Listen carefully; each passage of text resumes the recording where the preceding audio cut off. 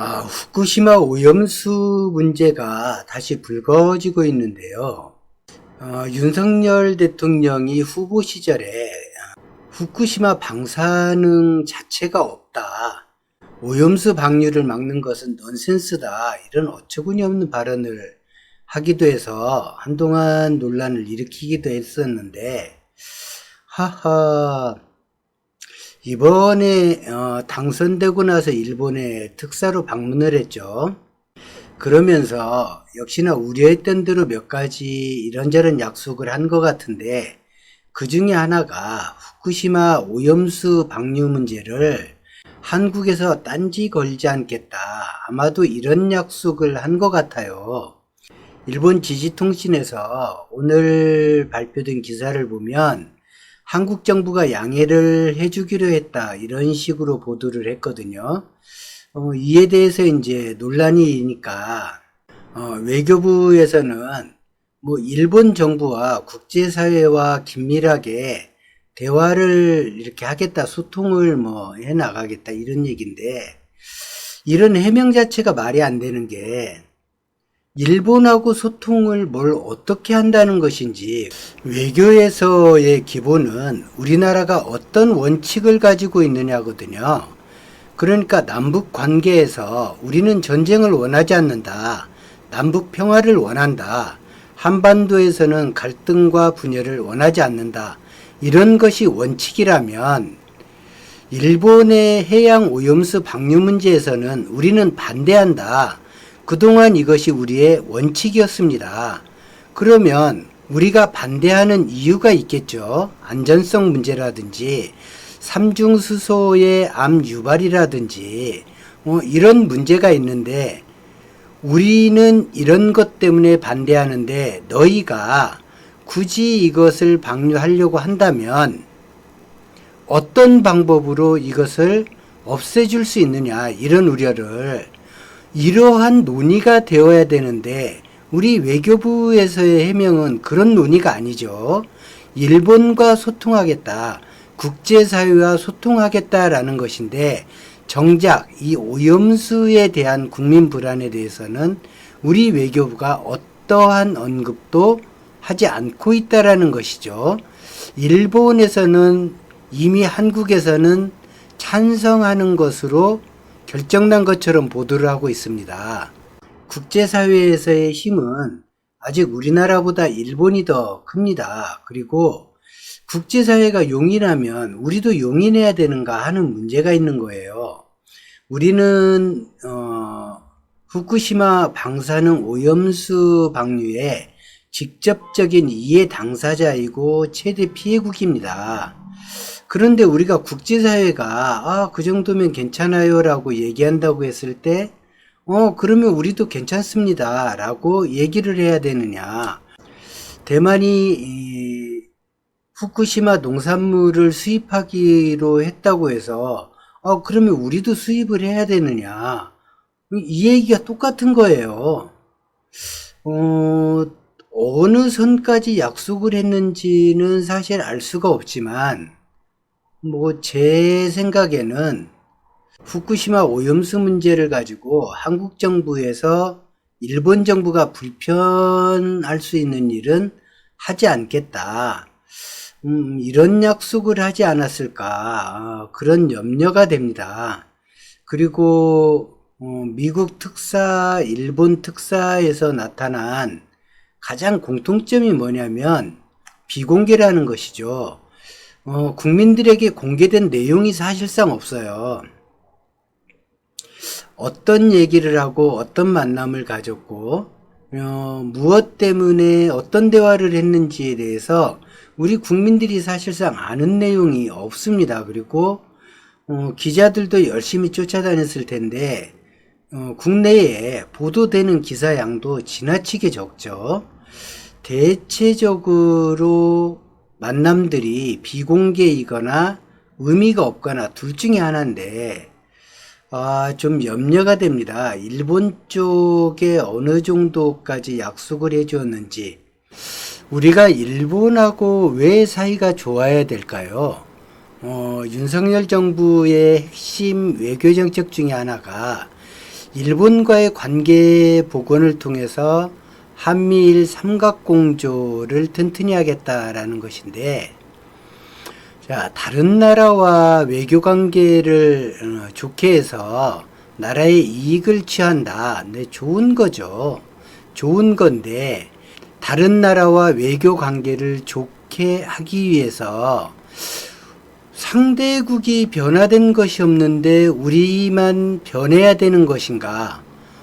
우리가 어디까지 변해야 되고, 우리가 기존에 했던 주장들이 있잖아요.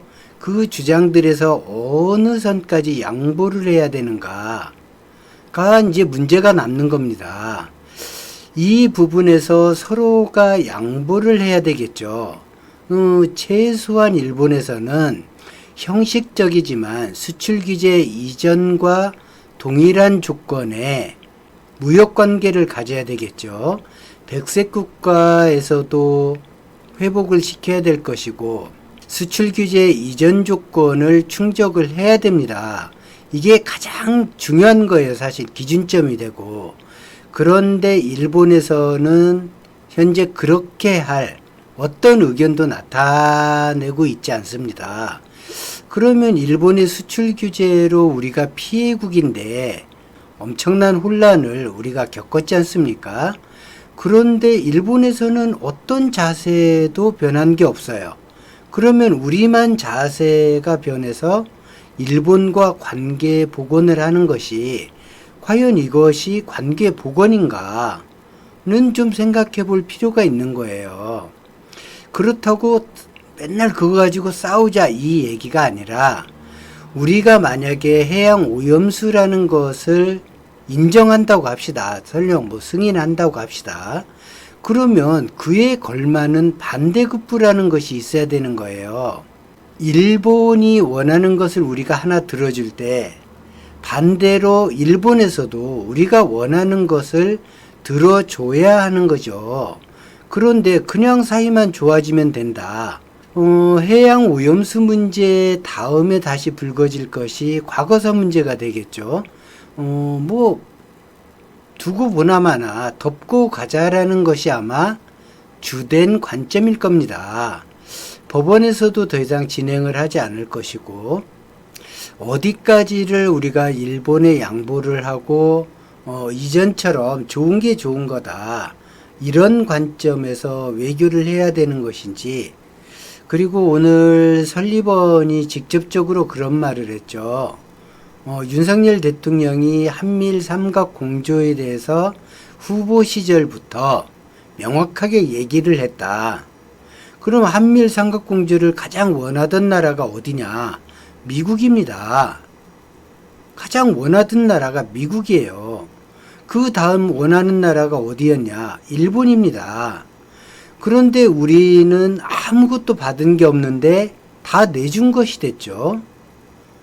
더군다나 수출 규제의 한 조건이 뭐냐면 안보상으로 우리가 일본을 불안하게 한다라는 거였었는데, 안보를 불안하게 한다고 하는 일본과 한미일 삼각 공조를 군사적으로 해 나가야 한다라는 것이죠.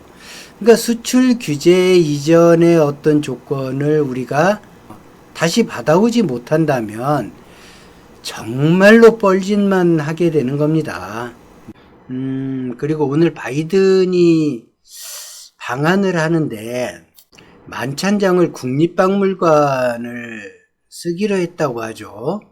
이런 황당한 결정을 누가 했는지 참 도무지 알 수가 없지만, 이런 황당한 결정에도 불구하고 참 부끄럽게도 주요 언론들이 박물관 내부에서의 만찬, 이 문제점을 신랄하게 비판하지 않는다라는 것입니다.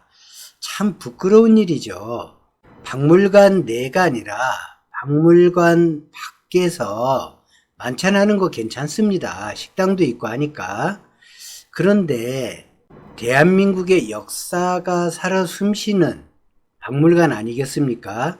그런데 그런 곳에서 만찬을 해버리면 우리 역사에 대해서 상대국이 가볍게 볼 수 있어요.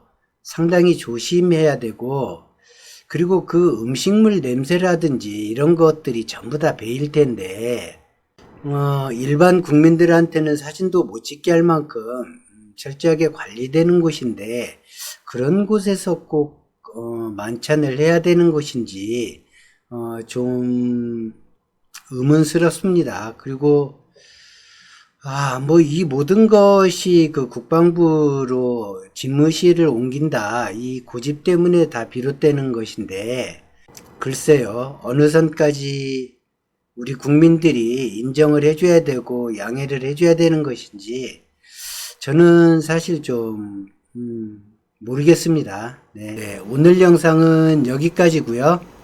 시청해주신 여러분 고맙습니다. 갑자기 제가 얼굴 내 보이고 제 목소리 나오고 해서 좀 당황스러운 부분도 있으실 것이고, 목소리도 좀 느리고 해가지고 답답하실 이런 것도 있을 텐데 양해 부탁드립니다.